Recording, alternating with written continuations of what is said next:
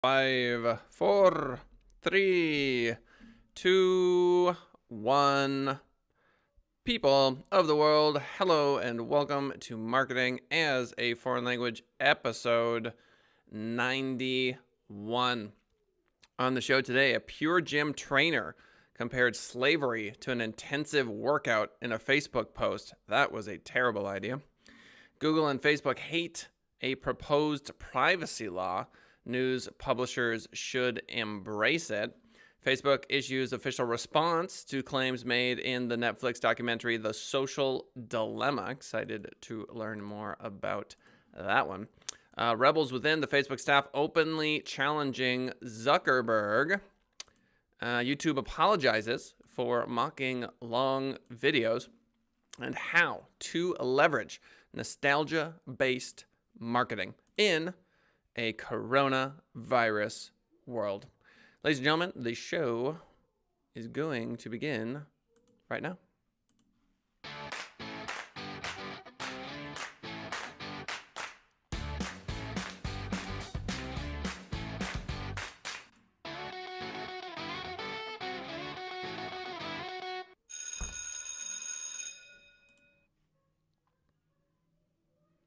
All right, so we are live, 10:30 a.m. Pacific Standard Time, every single Monday through Friday. My name is Kellen Kautzman. I own a company called Send It Rising.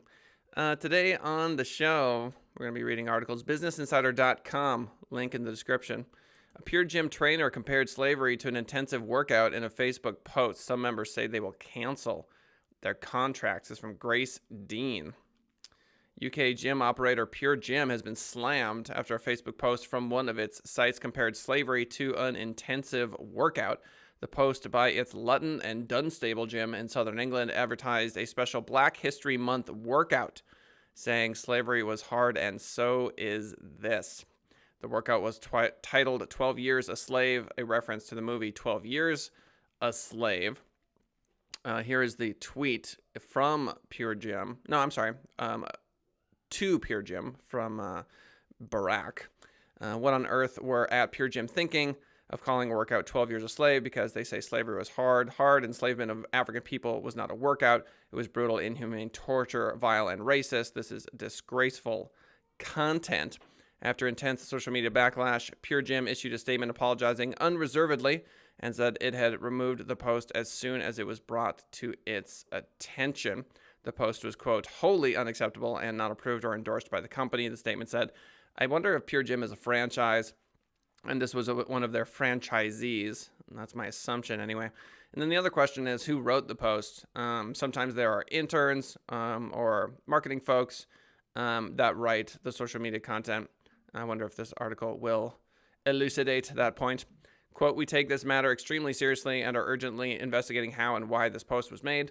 Pure Gym said each of the company's 271 gyms has its own social media channels, which are run locally. You know, we work with franchises, and they often have very restrictive social media rules, and it annoys me to no end as someone who is attempting to do social media on behalf of these companies. It is very irritating, but this is exactly what they're trying to avoid. The assistant manager of the gym, who originally posted the image, there you go, assistant manager, then reposted it on his personal Instagram and defended the workout. In the caption, the personal trainer, who is Black, explained that he had to remove it from the Pure Gym Facebook account because apparently the wording was an issue. And it's interesting that the person who wrote it, according to this article, is Black. He has since removed the post from his personal account. The trainer did not immediately reply to Business Insider's request for comment. Twitter users expressed their disgust. Obviously, most of the Black community also condemned the post, obviously. Interesting to me that a Black trainer decided to go that particular route. Obviously, not going to work. What do you think? Do you think that was ridiculous? I'm sure you agree. Vox.com, Google and Facebook hate a proposed privacy law. News publishers should embrace it. California voters get a chance to shape internet privacy rules for the rest of the country in November. Shout out to Leah Morrison in chat. Happy Monday to you as well. While most of America is focused on the presidential vote, Californians have another important decision to make at the polls this November. They're being asked to approve what will likely become the internet privacy law for the entire United States, apparently. Prop 24, also known as the California Privacy Rights and Enforcement Act of 2020, acronym CPRA. Again, that's the California Privacy Rights and Enforcement Act, is supposed to expand a landmark California privacy law that passed 2 years ago. There's a good chance Californians will approve this one too. It's framed as legislation that will better protect their privacy, in particular sensitive data such as social security numbers, race, religion, and health information. And while the proposed law technically governs the use and sale of data for Californians, California has an enormous impact on the tech industry, which means CPRA will become the de facto law for all of the U.S., just given the enormous size.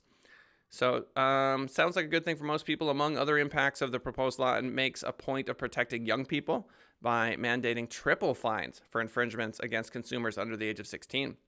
I know TikTok was in a lot of hot water over selling young user data. It will allow consumers to restrict the use of geolocation data by third parties, effectively ending practices like sending targeted ads to people who visit a rehab center or a cancer clinic. I know that there are certain attorneys that want to focus around hospitals. Geo-targeting is a huge deal in marketing in 2020. It does not surprise me at all that people would target ads to cancer clinics or rehab centers, but they would also target ads next to a gym, right? If you're a supplement company, you're selling, I don't know, whey protein and that sort of thing, you're targeting next to a gym. If you're a, what's another good example? Like a kid's play place, you might target next to a school, right? So it's not that targeting is bad. It's that when people manipulate targeting, so like a rehab center or a cancer clinic, if I didn't realize that my data was being sold on Facebook and all of a sudden I was getting ads for rehab, and it's basically a known thing that that I've got this issue in my life, I could see how that would be enraging. For news publishers, though, any new data regulation can create problems, and news publishers already have plenty of well-documented problems, but I think the proposed enhancements will actually help the news industry. So this is back to the article, Fighting the Google-Facebook Duopoly. From targeted advertising to personalization, data does a lot of the work online. Unfortunately, two companies dominate data collection and therefore digital advertising. One big question about any privacy laws is whether they actually create more advantages for Google and Facebook instead of leveling the playing field for smaller competitors. By and large, I would say that the Google model is more ethical, because if you are searching in Google, now I'm not talking about display, I'm talking about search ads. So if you're searching for something and Google presents you some ads about that thing, it makes a lot of sense to me. I'm not bugged about that. If you're looking for drug rehab, for example, or a cancer clinic, for example, or a family planning place, and it shows up and you click on it, that to me is the most ethical way of serving an ad in the history of all advertising ever. And it's one of the reasons why Google is such a gigantic corporation. Growing up in the age of the TV commercial, I vividly remember just hating ads. They broke into the show that I wanted to watch. They were by and large misdirected. I didn't like them. And I think that's true of most people. And I feel like the Facebook ad model is much more the modern evolution of the TV ad. You could make an argument that YouTube is more so that, and you'd be right. But you can simply pay, I think it's like $11 or $12 a month, and get the ads removed from YouTube, which I've done. Finally. It took me a long time to make that decision, but I finally went, you know what? I don't want my brain washed in, this commercial content. Not to mention the ads on YouTube have gotten really, what's the word to describe it? Frequent. There are double ads, so one after another, and it feels like every 4 minutes an ad's playing. I'm like, you know what? I'm on YouTube enough. I'm going to go for the for the $10 an hour, $11 a month, and just not deal with them anymore. That is not an option on Facebook. It would be very interesting to see Facebook adopt a model where you could be ad-free, $12, ad-free. I just think that Facebook makes more than that per user. I am guessing on that. But so in terms of ethics, I would put Google search ads at the very top because you're giving people what they're searching for. There's no real privacy violation with that. I think retargeting is fine as long as it's easy to get rid of that by removing your cookies, which is to say, if you went to one website once and all of a sudden that's all you see is just this ad being served back to you and it's just really irritating to you. If it's easy to cancel that ad, then that's not so bad because you kind of initiated that original deal.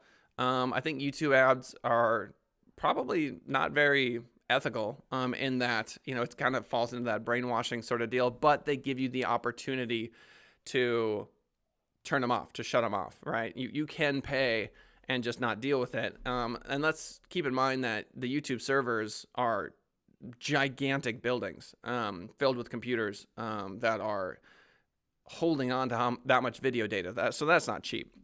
So I understand why they serve as many ads as they do. And then last and perhaps least would be the Facebook ad, which is you can't get rid of it.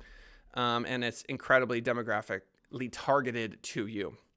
So back to the article, we've seen this happen before in Europe, which began enforcing a new privacy law in May 2018. Big tech companies have been able to effectively neuter the law by implementing half measures and exploiting loopholes while enforcement lags. The good news for consumers and news publishers alike is that this CPRA seeks to close any loopholes in the previous privacy law the state passed 2 years ago. So basically, the privacy fight continues. If it's easy to just wipe all of your data from one of these websites, I don't think it would be that big of an issue. If you could just go to Facebook, click on the settings and say, remove all data that you know about me. Click, click, click. Done deal. Does that exist? I don't believe so. I think it's probably more convoluted than that. But that would be something worth looking into. Facebook issues official response to claims made in Netflix documentary, The Social Dilemma. This from Social Media Today. In a very uncharacteristic move, Facebook has today issued an official rebuke to claims made in the new Netflix documentary, The Social Dilemma, which aims to provide an overview of the various ways in which social media platforms have become increasingly divisive and dangerous as their usage has increased over time. So most reviews of The Social Dilemma have actually been highly critical, noting that while the documentary does make some valid and important points, it descends into sensationalism. I would agree with that, which ultimately dilutes its key messaging. But clearly, it's got Facebook concerned. The social network generally stands pat on most criticisms and claims of this sort, but with reports that many users have considered deleting their Facebook and Instagram accounts after watching the documentary, the company felt the need to issue a 2-page, 7-point response to its core points. So, Facebook. I am not a huge Facebook user. I know there are people that spend a lot of time on the platform. How many people are really going to be deleting this thing? We'll see. Facebook's response are as what you would expect here. So on social media addiction, we prioritize meaningful social interactions. On people as the product, we don't sell your information to anyone. We just keep it for ourselves and sell ads. On algorithms, portraying algorithms as mad may make good fodder for conspiracy documentaries, but the reality is a lot less entertaining. That's pretty funny. Conspiracy documentaries. On data usage, despite what the film suggests, we have policies that prohibit businesses from sending us sensitive data about people. Okay. On polarization, the overwhelming majority of content that people see on Facebook is not polarizing or even political. I would argue that the vast majority of information is either a baby or a puppy. That's what I think. On election interference, the film leaves out what we have done since 2016 to build strong defenses to stop people from using Facebook to interfere in elections. I really do think 2016 was a wake-up call for Facebook, and I would almost regard it as the growing up, the coming of age story for Facebook, where they realized, you know what, all this money that's being funneled into our organization requires us to be the adults in the room. On misinformation, the idea that we allow misinformation to fester on our platform, or that we somehow benefit from this content, is wrong. I don't think that's true. I think there is a lot of benefit that Facebook sees from popular misinformation, which is to say that if there is a post, I don't care which side it's on, where there's misinformation and it gets thousands of shares, well, that pretty much guarantees that the number of people spending more time on Facebook has increased, because if you're sharing content, you're spending time on the platform, increased time, I would argue. And the more time you spend on the platform, the more money Facebook makes, period. So for them to say that misinformation does not benefit the platform, I think is inaccurate. So Facebook has shared its opinions on all of these topics in the past, so there's nothing surprising in its responses. The only surprise, as noted, is that Facebook felt the need to respond at all. And to me, this feels very similar to what McDonald's went through with the documentary Super Size Me.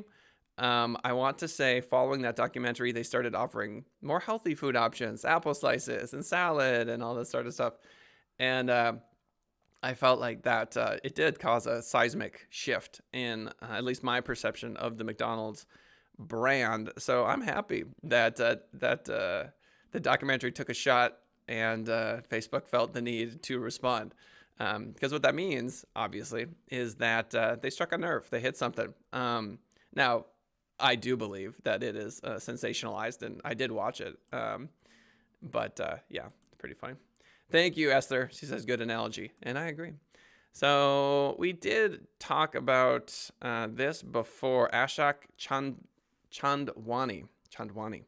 And Facebook, but we'll hit this one more time, see if there's any new information here. Rebels within the Facebook staff openly challenging Zuckerberg. This one from theguardian.com. A developer's powerful resignation letter is the latest condemnation of the social network's attitude to hate speech.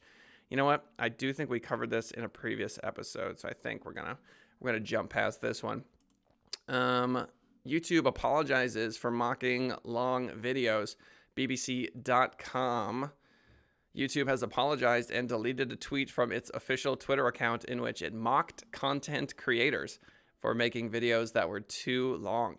Under its own rules, adverts can be placed in the middle of videos at least 8 minutes long only, shortened in July 2020 from a 10-minute minimum. This means content creators can make more money by making longer videos. Okay, so let's read that one more time. So advertisements can be placed in the middle of videos that are at least 8 minutes long, which was shortened. Got it. So it used to be 10 minutes. Now it's 8. YouTubers can also start monetizing their videos only once they have racked up 4,000 hours of watch time. It's like giving your daughter an allowance based on hours studied, not grades, then complaining she studies too much. Former Amazon Studios strategy head Matthew Ball said. In the tweet posted on Saturday afternoon and removed within a couple of hours, YouTube mocked creators who, quote, after talking for 15 minutes would say, all right, let's jump straight into the video. In a follow-up tweet to its 72 million followers, the platform said the original had been posted in good faith, but we missed the mark and did not reflect the spirit of the creator community. You cannot make fun of effectively your employees. So YouTube is not YouTube without us, without content creators, right? And, to be fair, I think YouTube's right when they make fun of creators for doing these ridiculously long intros. And then, okay, we're going to jump right into the video. That is stupid. Let's call a spade a spade. That's so dumb. And I hate watching videos where they drone on and on and on, and they don't get to the point until 10 minutes into the video. Very frustrating. Now, YouTube has to apologize because obviously you can't offend all the creators in one fell swoop and expect the platform to continue to do well. American technology entrepreneur Anil Dash tweeted the platform was mocking its own creators for adapting to the economic incentives its algorithm unilaterally inflicts upon them. Jeez. But Japanese YouTuber said this person who has 2.6 million subscribers on her channel said that YouTube's mockery had been funny. And it is. It is funny. It is ridiculous, the YouTube culture nowadays. Last but not least, Adweek.com, how to leverage nostalgia-based marketing in a coronavirus world, keeping brand identity at the front. Got a picture here of Bill Murray with a groundhog. I love that movie. There's a new movie with the guy from Brooklyn Nine-Nine that we just watched. What's the name of that? Palm Springs? No, not Palm Springs. Was it? Oh, I forgot what it was. It was really good. Oh, this one is, it doesn't matter because this one's blocked. Anyway, can't read this article. Thanks, Adweek. Palm Springs? It is Palm Springs.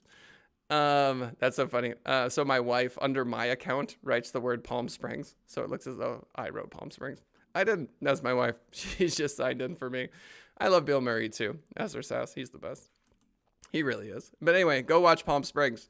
It's really, really funny. And it's similar to Groundhog's Day, but I won't tell you too much. Don't want to spoil it. All right, back to the stuff. So yeah, don't write posts about slavery, even if you are a black person. That's the lesson here. It's never going to end well. Analogous posts about slavery and working out, not a good move. BusinessInsider.com reports. Google and Facebook hate a proposed privacy law. Yeah, look, will come as a shocker to nobody. Zuckerberg and Facebook, they're going to make their money on the amount of data that they can get. If there are impediments to that data, they're going to fight it. It's just that simple. Facebook issues an official response. I love that they responded to this because I was not so impressed by. Well, look, you should see The Social Dilemma. Okay, you should watch it. Should you delete your Facebook account after the fact? I think you might want to delete your Facebook account if you use it too much. I can't empathize because I don't like Facebook. I really don't like it. I'm just not a big fan of watching just like a never-ending stream of people trying to impress me with the best moments of their life. It's just not for me, you know. But, you know, a lot of people use it for a lot of great, you know, reasons. And, you know, if you love Facebook, that's cool. But, you know, it's like anything. You know, if you're spending 30 minutes, an hour, hour and a half, 2 hours a day on it, you know, then perhaps you should consider watching this documentary if you haven't already and trying to understand just a bit better about how they're trying to draw you back in. This is the point I'm trying to make, is that Facebook really has an incentive to kind of ping you, to send you a notification, try to suck you back in the gravity, because the more time you spend on the platform, make no mistake, you're basically standing in a room where they're charging you by the hour. And the hour happens to be the cost of your lifetime. And last but not least, yeah, you shouldn't mock the people who make your videos, YouTube. That's probably not the best move. Although I would say that the joke is accurate. I think it's funny that YouTube has to apologize because of the power that the creators have. But they're not really apologizing sincerely, I would argue, because it is true and it is funny. And creators really should stop that. It's a criticism on creators for not getting straight to the point. When I start this show, it's, hey, here are the things we're going to talk about, intro, and then we talk about those things. You know, I've watched YouTube videos that was like, oh, the secret success to real estate investing. Well, before I get into that, let me tell you about my dog that I had when I was 4. It's going to relate. Just hold on. Those videos to me are so nauseating that I immediately leave. And yet they have many subscribers. Who knew? Why is that? I have no idea. Anyway, thanks everybody. We got some good likes on the YouTube channel this time on this particular video. I appreciate that very much. I also appreciate my wife commenting as me in chat. You should check out Palm Springs. It's a really good movie. And that pretty much sums it up. So we'll see y'all for the next episode next time. Appreciate you swinging on by. And outro time.